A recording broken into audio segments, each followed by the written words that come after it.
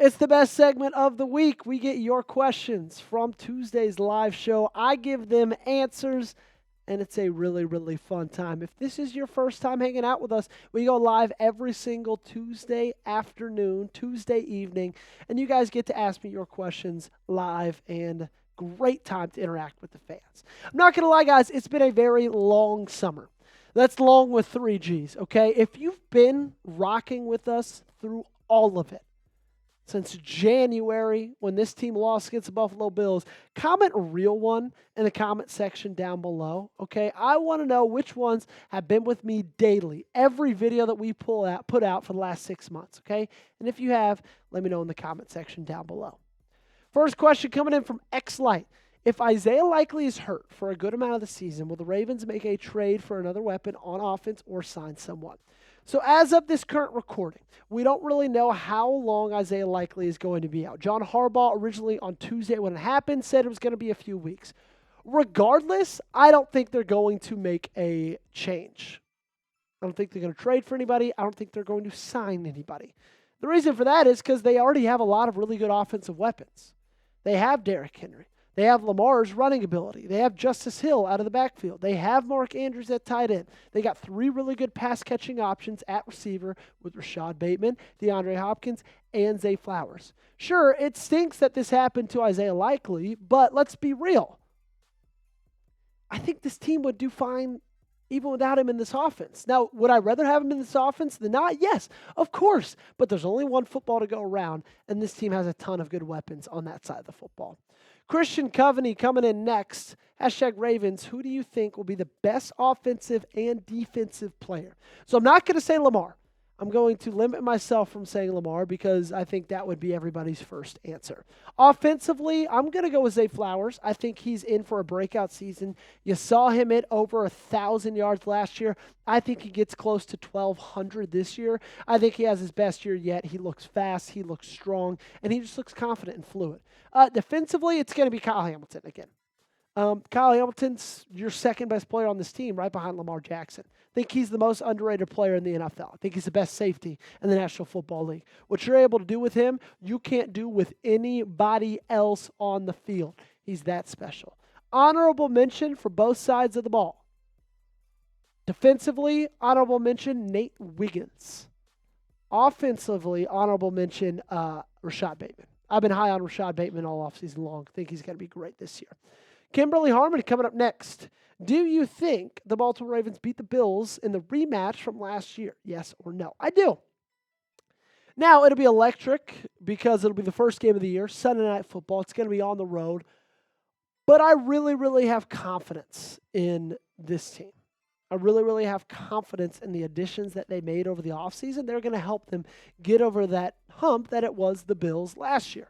Okay? I think the Bills got better, but not like crazy better. I think the Ravens got a lot better over the season. So give me the win over Buffalo week 1. Of course, we'll be live right here on the Ravens Rundown. Subscribe to our notifications so you don't miss any of our watch parties this season. Zach Floor coming in next. I like that name. Should the Ravens sign Asante Samuel Jr.? No, I think they're already set at corner. I think they've got some really, really good options. Obviously, you went out and you signed Jair Alexander. I think that if you do sign anybody in the secondary, I would prefer it to be a safety. But like Asante Samuel Jr. could be a nice addition if he's cheap.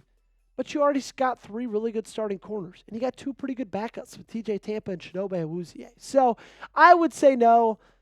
If you would ask me this about a month ago, before they signed Jair, I probably would have said yes. So that's kind of where I stand. I'm going to flip the question back on you. Should the Ravens sign Asante Samuel Jr.? You give me a yes or a no in the comment section down below. If you think they should, of course, type yes. And if you don't think they should at all, go ahead, give me a no. Dan D is up next. #Ravens. Do we make any new moves before the season? Maybe sign somebody on the interior of the defensive line. Maybe sign somebody at safety. Other than that, I don't think so. You've heard John Harbaugh say a million different times, we like our guys. He said that all of his career, and he's going to continue. And I think it's true. They like their guys this year, okay? So I have no reason to believe that this team is going to make any changes and add anybody unless, like, knock on wood, a big injury happens.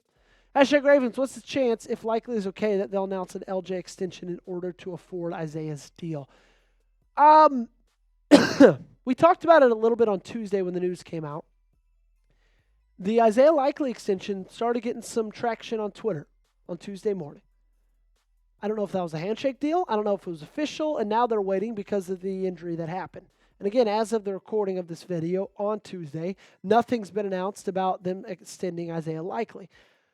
My thing is they're not going to extend LJ. They're not going to extend Lamar before Likely because it seems like they already have the money to extend Likely. Like, they might extend Lamar before Likely, but it's not going to be to free up money to pay Likely, in my opinion. And so I think both those are going to happen, though, before the season. And I know the season's creeping closer and closer, but I think both those happen sometime pretty soon. Ravens 76 B More is up next. Mike Green with 7 sacks. You think that's far-fetched? No, I don't, because I am a massive believer and fan of Mike Green. I think Mike Green is going to be phenomenal this year as a Baltimore Raven. And so I don't think that's far-fetched. I wouldn't bet on him to get it because 7's a lot for a rookie, especially when you have 2 other really good edge rushers in UDFA and Kyle Van Noy. It'd be a whole different story if he's coming in and he's the second best guy on this team or best edge rusher on this team. Now, he might be at the end of the year, but he's not going to start off like that, okay? UDFA and Kyle Van Noy, they're going to get the majority of the pass rush snaps in the beginning of the season. So I wouldn't be surprised with 7. I also wouldn't be surprised if he didn't get 7. Up next, we got more questions. Appreciate you guys hanging out with us. For that, though, I got to talk about our awesome new sponsor over at Ethos. And it is not fun to think about what would happen if something happened, but you need to be prepared. With life insurance through Ethos, your family is protected. Life insurance is a perfect way to make sure you're covered. And you can get your free quote at ethos.com/NFL Daily. That's ethos.com/NFL Daily. And guys, I know I'm not the only one who's lost a family member before. It's hard. And I'm also not the only one who has a lot of responsibility in the fact that I am a newlywed, young and married, and life insurance is just made easy through our friends over at Ethos. Ethos is a trustworthy company that disrupts the traditional life insurance industry. As of March 2025, Business Insider named Ethos the #1 no medical exam instant life insurance provider. In fact, 3 million families have completed their applications and trusted Ethos to help find the right coverage. No medical exam required. You just answer a few health questions, get a quote in as little as 10 minutes. You can even get same-day coverage without ever leaving your house. Protect your family with life insurance from Ethos. Get your free quote at ethos.com/NFL Daily. That's ethos.com/NFL Daily. Attendance squad coming up next. Do you think Charlie Kolar has as good of hands as Isaiah Likely? Likely is not playing. No, not as good, because that's the one thing that Isaiah Likely is so great with is his hands are great, his catch radius is unbelievable. And if he did, he might be playing above Likely, but he's not. So I don't think he's got as good hands. I think he's a better blocker than Isaiah Likely is, but in terms of an actual pass-catching option, I don't think he's anywhere close of it. Darren Aston, great question. What do you want to see out of preseason games? Obviously, wins and losses aren't that important in the preseason, so what are you hoping to see from all 3 phases? Okay, I got 3 things here. Number 1, I want to see this team cut down on penalties. We all know that was a massive, massive problem in 2024. It plagued them all season long. They were the most penalized team in football.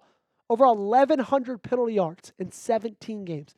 Absolutely ridiculous, not acceptable. I need to see that changing starting in preseason. Second thing I'm really, really looking for, I want to see the rookies ball out, okay? And I'm not talking Malachi Starks, Mike Grant. Of course, I want to see those guys. I'm talking about guys like Teddy Buchanan, LeJonte Wester, Carson Vincent, Garrett Dellinger, some of the cornerbacks, Ruben Lowry, Robert Longerbeam, Bilal Conant. There's a ton of guys, Aeneas Peebles, that I'm really going to be looking for to see, okay, how are they going to translate from college to the National Football League? And then last up, I'm really interested in the kicking battle. I think a lot of that's going to be figured out during preseason. Now, I do think Tyler Loop is going to take a majority of the kicks in the preseason games, but it's been a back-and-forth battle all throughout camp. I don't think that's going to change at all when they're actually out there within the 53 to third playing preseason football. Darius Williams, how serious do you think that Jair Alexander injury is? Well, if you missed it, on Monday's practice, Jair Alexander did not practice because of an injury with his knee. He ended up getting that knee drained. He was back on Tuesday, so I don't think it's anything incredibly serious. But when it comes to Jair, I think we all need to bank in our heads that he's probably going to miss 6 games this year. And if right now we're okay with that and we accept that fact, it's going to make it a lot easier, okay? And so I don't think it's incredibly too serious, but I don't like the news about it. Yaml, up next. What are the Ravens' keys to victory? Week 4 versus Kansas City. Good question. Get to Patrick Mahomes because just pressuring him isn't enough. You got to bring him down. He's a great quarterback against pressure. I think you have to have a really good game plan going up against Chris Jones. He's a guy that absolutely is a game wrecker, okay? Chris Jones is one of the best interior defensive linemen in the game. And I think interior offensive line is where this team struggles, okay? So you have to prepare well. I'm looking at Andrew Voorhees, maybe Ben Cleveland, Daniel Fa'alele, Tyler Linderbaum. You got to handle that. And then next, get Derrick Henry going early. This team was so much better last year when they were running the football well. When Derrick Henry was playing well, this team was winning games, okay? Those are my 3 keys to victory. I think this is a good time to get Keaton Mitchell a multitude of carries to test his injury recovery. What say you, JP? Be more Bird Gang. Yeah, I think it's a good time during preseason and during training camp. I think that's a great idea, Moggs. I'm excited about him being fully healthy. He was never fully healthy last year. Even when he did come back, you could tell he was favoring his good knee a little bit. He was a little bit timid. I'm excited to see what he has during the preseason. Obviously, that rookie year was electric. We still know there's something in there in Keaton Mitchell. It just needs to be brought out. And I think preseason's the perfect time to bring that out. Final question of the night. Chimichanga, 55. Which UDFA makes the 53-man roster? A guy I've talked about twice, I think, in this mailbag already. Ruben Lowry.